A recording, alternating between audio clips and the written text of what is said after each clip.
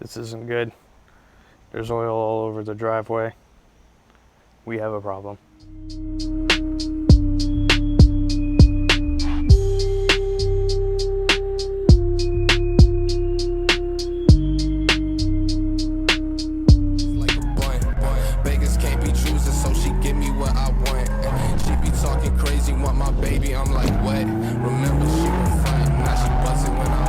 What's going on, guys? Welcome back to another video.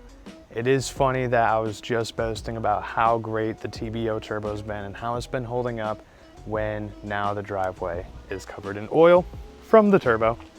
And I got this sticker here, forever broke. I assume it means a broken heart, but it's about my car because it's always down. Come to find out, the turbo is having an issue. It's not causing any kind of catastrophic malfunction, right? It's something stupid, something simple, and luckily TBO is offering me a solution for far cheaper than buying a brand new turbo. What happened was, the other day, I went to go take apart this turbo because I bought new oil seals because I think that's the issue for my white smoke that's coming out on my D cells. And I bought new seals so I could take the turbo apart and replace them and see if that remedies it. Upon me trying to take it out, I realized that my oil restrictor would not go back in.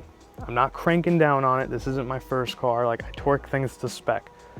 It was just spinning and spinning and spinning. I pull it out and all the threads came out with the restrictor. So now when I turned it on real quick to move it up here, the oil pressure just caused it to spew out all over it, and that's not something that you could fix. So I reached out to TBO and they offered me a new CHRA for like 250 bucks. They also offered me a little bit of a promotional deal. If anybody ends up being interested in these turbos, I can get them for $120 less than what they're advertised as if we do a group buy with 3 people. So 3 people interested in this turbo, we can get them for 450 bucks. And it's weird that I'm plugging this turbo right now, even though I'm talking about how it failed. If I would not have had to take that out and redo everything, it would have been fine, but I do believe that that might have just been my fault. But we're gonna get that new CHRA in probably at the end of next week, and we'll be able to take it apart and figure out where that white smoke's coming from. I did have to get a new radiator because I cracked mine Friday night at about 7:30 at night, the night before the event. Luckily, my buddy Alex had a coil rad down in Marietta. It's about an hour and 15 from the house. Brand new in the box, and he came through, hooked me up. I worked on the car till 2 a.m. and went to bed, woke up at 5, and we still made it to the track. Thank you, Alex. You made this weekend happen. I already gave you guys a little update.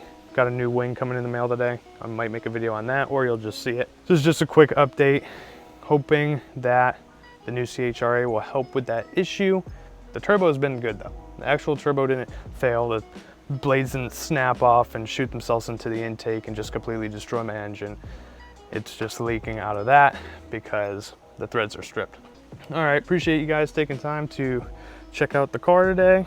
Let me know what you thought of that little intro clip. Kind of like doing cinematics like that, but it's more, obviously it's more work than just doing something like this real quick, but I do enjoy doing that kind of stuff. You just have to plan it a little bit more. But yeah, appreciate y'all. If you enjoyed hearing about how my turbo failed, like, comment, and subscribe down below. See you on the next one. Peace.